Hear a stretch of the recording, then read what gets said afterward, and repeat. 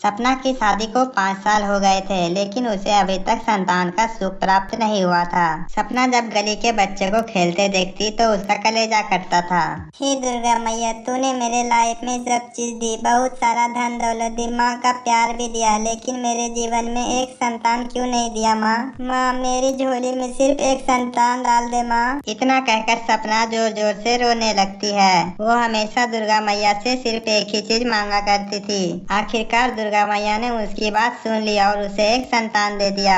बहुत ही जल्द सपना ने एक छोटी सी बच्ची को जन्म दे दिया। सपना ने अपनी बेटी का नाम भी दुर्गा ही रख दिया। दुर्गा के जन्म लेते ही सपना के जीवन में दोगुनी खुशी मिलने लगी। सपना दुर्गा को बड़े ही दुलार और प्यार से पाल रही थी। ऐसे ही समय बीतते जा रहा था। दुर्गा देखते ही देखते 10 साल की हो गई थी। एक दिन दुर्गा अपनी माँ से कहती है, माँ, मुझे पिकनिक पे घूमने जाना है। ठीक है बेटा, तेरे पापा को आने दे, तब फिर हम लोग साथ में मिलकर पिकनिक पर चलेंगे। अगले दिन पूरा परिवार मिलकर गांव से थोड़ी ही दूर में पिकनिक पर घूमने चले जाते हैं। सभी लोग बहुत ज्यादा खुश थे। दुर्गा का तो खुशी का ठिकाना नहीं था। देखते ही देखते दुर्गा कितनी बड़ी हो गई। अब वो 10 साल की हो चुकी है। भगवान न करे किसी की नजर लगे हमारी बच्ची को। अरे, नजर कैसे लगेगा हमारी बच्ची को? दुर्गा हमारी बेटी है। दुर्गा को हम पूरी दुनिया की खुशी ला कर देंगे। सपना और सपना के पति दोनों दुर्गा के ही बारे में बात कर रहे होते हैं। दुर्गा भी वहीं पर पास में खेल रही होती है। तभी दुर्गा को थोड़ी ही दूर में प्यारा सा एक खरगोश दिखता है। दुर्गा उस खरगोश का पीछा करते हुए बहुत जंगल में चली जाती है। तभी अचानक से दुर्गा को अपने मम्मी पापा की याद आने लगती है। दुर्गा अपने मम्मी पापा को आवाज लगाते हुए चिल्ला चिल्ला कर रोने लगती है। मम्मी पापा, आप कहाँ हो? मुझे बहुत डर लग रही है। थोड़ी ही देर में कामना नाम की भिखारी की नजर उस दुर्गा पर पड़ती है। लगता है ये बच्ची खो गई है, फिर तो ये हमारे बहुत काम आएगी। इतना बोलते हुए वो भिखारी दुर्गा के पास जाती है। क्या बेटा, तुम अपनी मम्मी पापा को ढूंढ रहे हो? हाँ आंटी, मुझे मेरे मम्मी के पास जाना है। प्लीज आप मेरे मम्मी पापा से मुझे मिला दो। चलो बेटी, मैं तुझे मम्मी पापा के पास छोड़ देती हूँ, तुम चलो मेरे। इस तरह बड़े चालाकी से कामनी दुर्गा को अपनी झोपड़पट्टी में अपने साथ लेकर चली जाती है। दुर्गा बेटा, कहाँ हो? दुर्गा बेटा, दुर्गा बेटा। दुर्गा के मम्मी पापा दुर्गा को बहुत ढूंढते हैं, लेकिन उसे कहीं पर भी नहीं मिलती है। अंत में वे दोनों पुलिस स्टेशन में FIR दर्ज करवा देती है। दुर्गा के मम्मी का तो रो रो कर बुरा हाल हो चुका था, जैसे उसकी जान ही निकल गई हो। आप मुझे मेरी दुर्गा को कहीं से भी ला कर दो। पता नहीं इस समय वो किस हाल में पड़ी होगी मेरी बच्ची। भगवान के लिए आप मेरी बच्ची कहीं से भी ढूंढ कर ला दो। हिम्मत रखो सपना, हमारी बच्ची जल्द ही मिल जाएगी। भगवान हमारे साथ इतना बड़ा अन्याय नहीं कर सकता है। इधर दूसरी तरफ सपना अपने मम्मी पापा को ना पाकर बहुत ज्यादा रो रही होती है।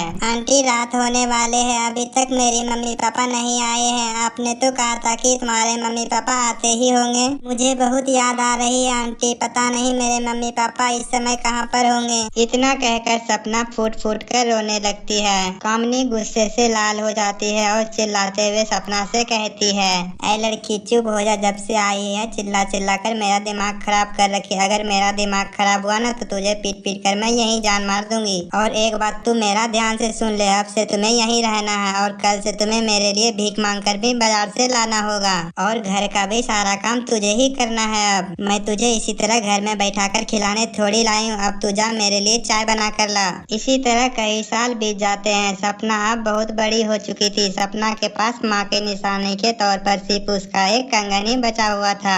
सपना को मजबूरी में कामना की अत्याचार सहनी पड़ती थी, क्योंकि अगर वो कामना का काम नहीं करती थी तो कामना उसे बहुत पिटाई करती थी। इतना काम करने के बावजूद भी कामनी को सपना पर जरा सा भी दया नहीं आती थी। उसे एक टाइम का ही खाना देती थी। इसी तरह एक दिन कामना सपना से कहती है, क्यों रे कामचोर लड़की, आजकल तुझे काम करने में मन नहीं लग रहा है क्या? इतने कम पैसे भीख में मांगकर क्यों लाई है? नहीं नहीं आंटी जी, वैसी बात नहीं है, लेकिन मैं तो कल से भी ज्यादा पैसे भीख में मांग कर लाई हूँ। तू मुझसे ज्यादा जवान मत लड़ाया कर, वरना मैं तुझे मार मार कर ऐसा हाल कर दूंगी कि तू अपने आप को भी नहीं पहचान पाओगी। आज भर तो ठीक है, अगर कल तू इससे ज्यादा पैसे मांग कर नहीं लाई तो मैं तुझे मार मार के तुम्हारा एक पाँव तोड़ दूंगा। और तू जा, अब मेरे लिए खाना बना कर लेकर आ। सपना दुखी मन से खाना बनाने चली जाती है। खाना बन जाने के बाद दुष्ट कामनी को खाना दे देती है और बची हुई खाना वो खुद खाकर जमीन पर ही लेटकर सो जाती है। अगले सुबह रोज की तरह सपना सड़क किनारे भीख मांगने चली जाती है और लोगों से भीख मांगने लगती है। भगवान के नाम पर कुछ दे दो, मैंने कल रात से कुछ भी नहीं खाया है, कुछ पैसे दे दो बाबूजी, भगवान आपका भला करेगा। यही कहते हुए सपना लोगों से भीख मांगने लगती है। शाम होते होते दिव्या के पास बहुत सारे पैसे इकट्ठे हो जाते हैं। सपना वो पैसे लेकर वापस घर चली जाती है। कामनी को पैसा देते हुए सपना कहने लगती है, आंटी आप आज बहुत खुश हो ना, मैंने बहुत सारे पैसे आज मांग कर लाए हैं। अगर तू ज्यादा पैसे भीख मांग कर लाई है तो इसका मतलब ये थोड़ी है कि मैं तुम्हारा आरती उतारूंगी। अब जा, घर में पानी का एक बूंद भी नहीं है, तू जा कुएं से पानी भर के ला और मेरे लिए जल्दी से फटाफट गरम गरम खाना बना दे। सपना दुखी मन से मटके लेकर झरने पर पानी भरने चली जाती है। जब वो पानी भरकर वापस लौट रही होती है तभी वो सड़क पर रखे एक पत्थर में टकराकर गिर जाती है और उसका पानी का मटका भी फूट जाता है। हे भगवान, पानी का मटका तो गिरकर फूट गया, आज आंटी मारते मारते मेरी जान निकाल देगी। इतना कहकर सपना बहुत जोर जोर से रोने लगती है। उसी समय झील के ऊपर से दो परियां गुजर रही होती है और वो सपना को रोता हुआ देखकर उस पर दया आ जाती है। तभी दोनों परियां सपना के पास जाकर सपना के रोने का कारण पूछने लगती है। क्या बात है बेटा, तू रो क्यों रही है? क्या बताऊं परी जी, मैं पानी लेकर घर जा रही थी और अचानक से पैर मेरा पत्थर में लड़ गया और मेरा मटका फूट गया। अब मैं पानी लेके घर कैसे जाऊंगी? बस तू इतनी सी बात के लिए इतना रो रही हो?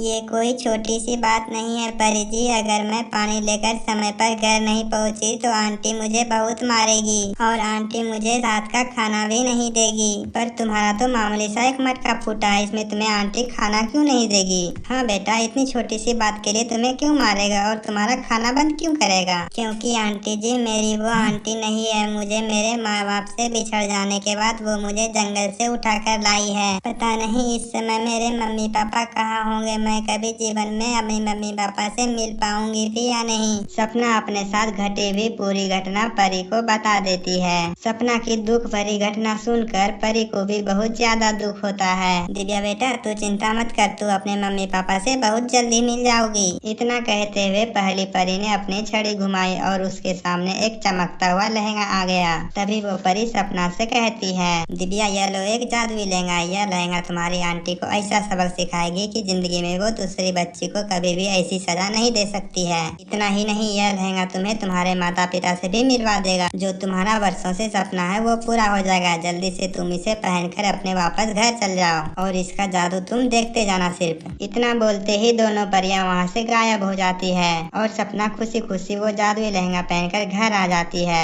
सपना को इतनी सुंदर लहंगा पहनकर घर आते हुए देखकर कामनी कहती है, क्या रे कल मुही, तुम्हारे पास इतना सुंदर लहंगा कैसे आया? और तू पानी भरने गई थी तो तेरा मटका कहाँ है और तू इतनी लेट क्यों आई है? आंटी रास्ते में पानी का मटका गिरकर फूट गया तो मैं पानी किस में लाती, इसलिए मैं वापस आ गई। क्या कहा मटका फूट गया? क्या वो मटका तेरे बाप की थी जो तू फोड़ दी? मुझे सब पता है, तूने जानबूझकर मटका फोड़ा है। अभी तू रुक जा, मैं तुझे सबक सिखाती हूँ। यह कहते हुए कामनी घर के कोने से एक मोटा सा डंडा लाती है और उसे मारने के लिए जैसे ही उठाती है कि वो फूलों का माला बन जाता है। यह देखकर कामनी घबराते हुए कहती है, लगता है कर्मजली ये कहीं से जादू टोना सीख कर आई है, पर मैं तुझसे डरने वाली नहीं हूँ। मैंने भी जादू सोना सीख कर रखा है पहले से। आज तू रुक, मैं तुझे कल बताती हूँ। यह कहते हुए कामनी वहाँ से चली जाती है और अगले सुबह चिल्लाते हुए कहती है, अरे ओ महारानी कहाँ मर गई, सुबह हो गई है। ये महारानी अभी तक चद्दर ताने सो रही है। लगता है तू मेरा मार भूल गई है। तू जल्दी उठ और घर का काम खत्म कर, तुझे भीख मांगने भी जाना है। आंटी जी मेरी तबीयत आज खराब लग रही है, आज मैं भीख मांगने नहीं जा सकती, मेरी तबीयत पूरी तरीका से खराब हो गई है। लगता है तुझे आजकल बैठे बैठे खाकर ज्यादा ही चर्बी चढ़ गई है, तू ऐसे नहीं मानेगी लगता है। आज तुझे फिर से मरम्मत करनी ही पड़ेगी मुझे। कामनी सपना को जैसे ही मारने जाती है तो जादुई लहंगा ने कामनी को दूर उठाकर फेंक देता है। उसी समय जादुई लहंगे से एक आवाज, सपना को हाथ लगाने की जरा सा भी गलती मत करना, नहीं तो तुम्हारा यही हाल होगा। दुष्ट औरत खड़े खड़े मुँह क्या ताक रही है? देख नहीं रही हो कि सपना की बहुत ज्यादा तबीयत खराब है? इसके लिए तू जल्दी से नाश्ता बनाकर लेकर आ। कामनी डर के मारे जल्दी जल्दी नाश्ता बना के सपना के आगे रख देती है। सपना ने बहुत दिनों बाद भरपेट खाना खा पाया था। खाना खाने के बाद भी सपना बहुत ही ज्यादा उदास थी। तभी उदासी को देखते हुए जादुई लहंगा सपना से कहता है, क्या बात है सपना बेटा, तुम इतना उदास अभी भी क्यों हो? क्योंकि मैं अपने मम्मी पापा के पास जाना चाहती हूँ। बहुत दिनों से मम्मी पापा से मुलाकात नहीं हो पाई है। क्या सपना तुम्हें याद नहीं है कि परी ने क्या कहा था कि तुम अपने मम्मी पापा से बहुत जल्द ही मिल पाओगी? तुम जल्द से जल्द तैयार हो जाओ और मुझे पहन लो और आंख बंद कर लो। सपना जैसे ही जादुई लहंगा पहनकर आंख बंद करती है तो वो अपने मम्मी पापा के घर में पहुंच जाती है, जहां दीवारों पर सपना की तस्वीर लगी हुई थी और उसी तस्वीर के सामने सपना की मम्मी बैठकर रो रही थी। कहाँ हो सपना बेटी, क्या तुझे अपनी मम्मी की जरा सा भी याद नहीं आती है? वापस आजा मेरी बच्ची, मैं तुम्हारे बिना अब जाओ भी जिंदा नहीं रह सकती। माँ अब मैं आ गई हूँ। माँ आंखें खोलो माँ। सपना तू कहाँ छोड़कर चली गई थी मेरी बच्ची? अपनी माँ को छोड़कर कहीं कोई जाता है क्या? सपना बता तू। और दोनों देखते ही देखते गले लग जाते हैं और सपना अपने साथ घटी हुई सारी घटना को अपने मम्मी पापा को बता देती है कि किस तरह कामनी नाम की एक भिखारी ने उसे अगवा कर उसे खूब भीख मंगवाया है। यह सब सुनकर सपना के माता पिता को बहुत गुस्सा आता है कि कैसे फूल जैसी बच्ची को वो सड़क पर भीख मंगवाया करती थी। और फिर सपना के माता पिता पुलिस को लेकर कामनी के घर पर पहुंच जाते हैं। फिर पुलिस ने कामना को पकड़कर जेल में डाल देता है और कामनी को उम्र कैद की सजा मिल जाती है और दूसरी तरफ सपना अपने मम्मी पापा के साथ खुशी खुशी रहने लगती है। तो हमारे प्यारे दोस्तों, कैसी लगी हमारी ये कहानी कमेंट करके जरूर बताएं। अगर कहानी अच्छी लगी हो तो हमारे चैनल को सब्सक्राइब जरूर और वीडियो को लाइक करना तो बिल्कुल ना भूलें।